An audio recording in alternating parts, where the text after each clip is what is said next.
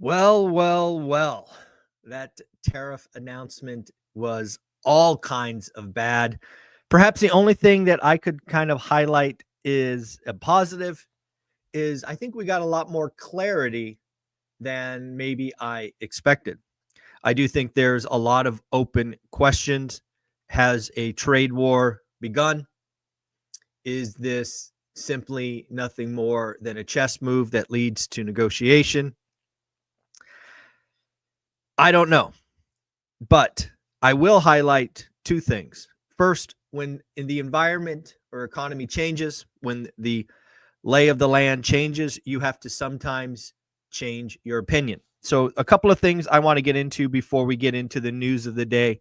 I have drastically changed my plan for our portfolio, and I felt like I should talk about this first. So, number one, as you may recall, I thought that interest rates would stay or average above 7% for 2025. That is now clearly a garbage call, clearly wrong. And I am now officially throwing that call away and admitting my mistake.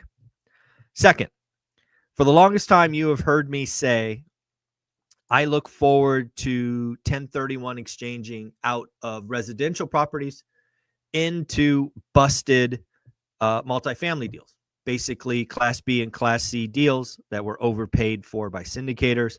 I hope to get somewhere between 40 and 50% discount, basically repeating what Olivia and I did in 06.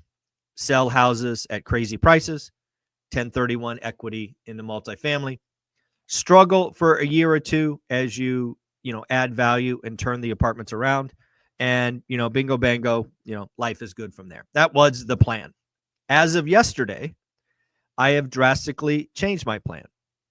Now what I am looking to do, perhaps in the next 6 months, is in 22 and 23 we did a whole bunch of what was called rate and term refis.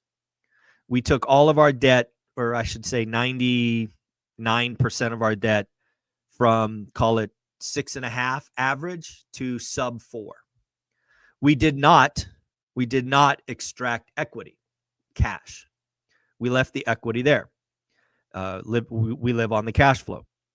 However, if we seem to be destined to have a nasty recession, perhaps stagflation, perhaps the Fed cutting multiple times this year, I suspect instead of selling my residential properties, I will simply do what's called a portfolio loan. Let's give some rough numbers. Let's say, for example, we have 4 houses. Let's say the value is $1 million. I don't know. For easy math, let's say we have $300K in debt. So we have $700K in equity. I suspect if things get really bad, we might be able to do a portfolio loan in the 4s, right? 499, 495, something like that. At which point, we will probably do a portfolio loan that comes with a 10-year IO period. And to maintain cash flow, we will likely extract, I don't know, again, just making up numbers, somewhere between $250 and $300 grand. And then what we will do with those dollars is we will go shopping. Now, I'm not sure what we will be shopping for, but we will be shopping for distressed assets. That could be distressed real estate. That could be distressed stocks. That could be distressed businesses. I don't know what it will be, but hey, if you are destined to create a recession which lowers rates, I will go back and get liquid, even more liquid than we are now, and I will go shopping. The worst case, I'll put the money in CDs and see what's what. That's kind of the worst case scenario. So again, I thought it was important to let you all know that after this much worse than expected tariff announcement, I have fundamentally changed my plan. We're going to go, ideally extract equity and go shopping versus 1031 exchanges. So with that clarity, let's get into what we learned yesterday. First and foremost, this was pitched as tariff reciprocation. I don't know if you guys have dug into the math behind how they did these calculations. It's not tariff reciprocation. A lot of these countries do not have these significant tariffs on us. This is more about a calculation of trade deficit and the like. So it's kind of fugazi math. It's undoubtedly a formula that's difficult to put together. But the one that was used was certainly has nothing to do with tariffs. So, let's just get that out of the way. It was stated, again, on that big chart, for example, that China has a 67% tariff on U.S. goods. That's just blatantly wrong. But nonetheless, China's got 34% plus 20%. The EU was said to have a 39% tariff on the U.S., and that too is blatantly wrong. But nonetheless, the EU now has a 20% tariff. Vietnam, 46%. Taiwan, 32%. UK, 10%. So again, at least we have clarity, which is something a lot of people have been asking for, but it is going to get a lot more interesting. This is certainly reminiscent. Again, I would tell you, if you were out there and you're studying the economy, I would go back and look at the Smoot-Hawley Act from memory. I didn't check this morning, but from memory, Smoot-Hawley Act took tariffs up 20%. If the math I read this morning is correct, we just took tariffs up 26%, so worse than the Smoot-Hawley Act. We are forcing businesses to grind to a halt, and a Q1, Q2 recession, not out of the question. A Q2, Q3 recession, not out of the question. It is changing behavior, consumer psychology, and it's going to get worse from here, at least in the short term. This is definitely at least in the short term. Let's talk about what some analysts have had to say. Again, a lot of people with lots of opinions. JP Morgan, the scale of tariff raise is a risk to growth and will cause demand destruction. No question. David Rosenberg, there are no winners in a global trade war. Absolutely. Anthony Raza, these are the most extreme numbers I could have hoped for. David Roche, the tariffs are not transitional. They are core Trump belief, from globalization to isolation. Expect retaliation, not negotiation, aka trade war. Shane Oliver, this takes the average tariff above Smoot-Hawley. Tom Kenny, today's announcements was worse than expected. I think it was worse than all of us expected.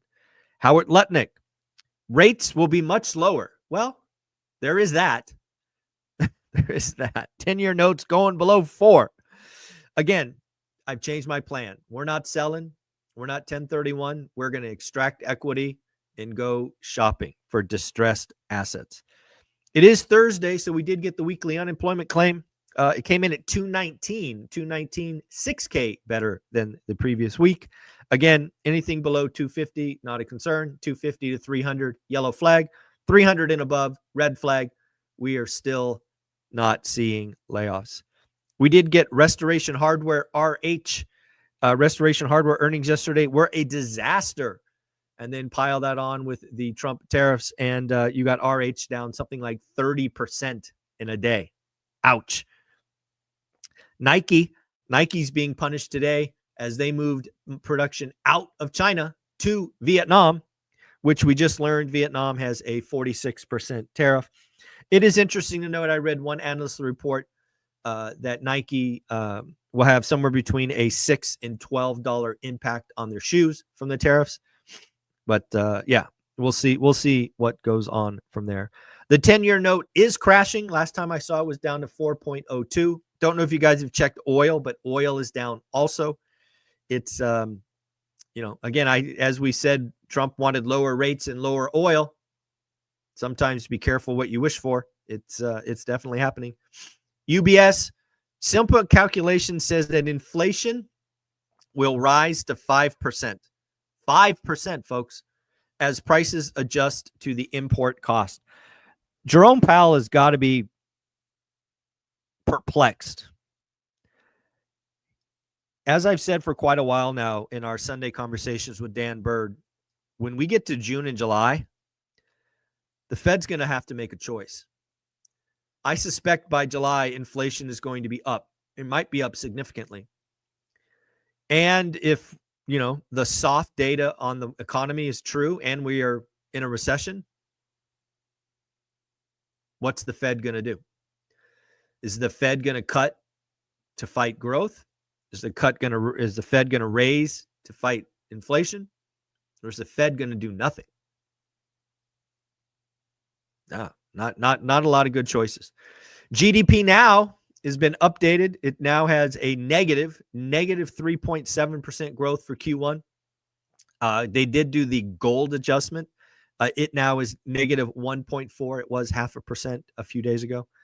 It's very interesting to see that nowcasting has GDP shrinking in Q1, where the experts have us all positive, 0.3 to 1.5%.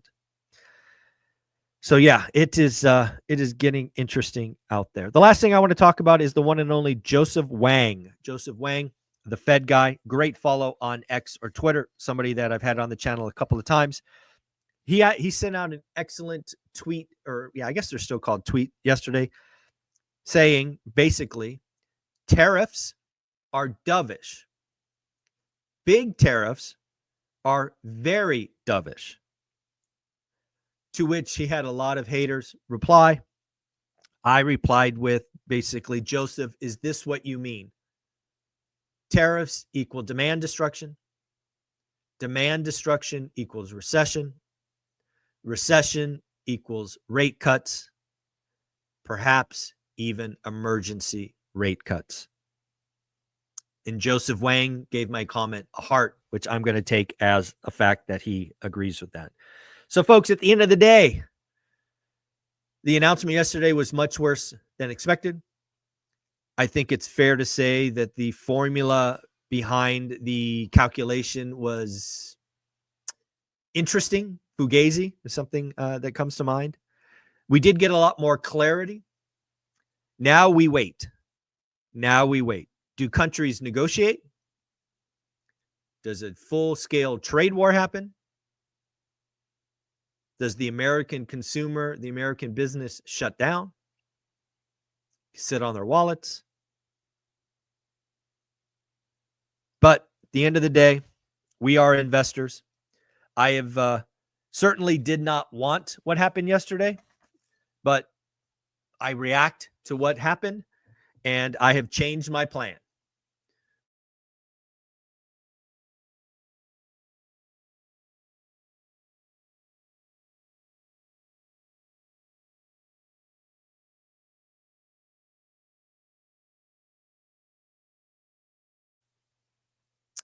I don't know what happened there. It looked like it stopped, but I'll say that again, just in case it blanked on your side. At the end of the day, what we're going to do when the environment changes is we're going to change our strategy. We're not going to 1031. We're just going to extract equity and go shopping. All right, everybody, take care of yourself. Sorry for that little blip at the end. Later.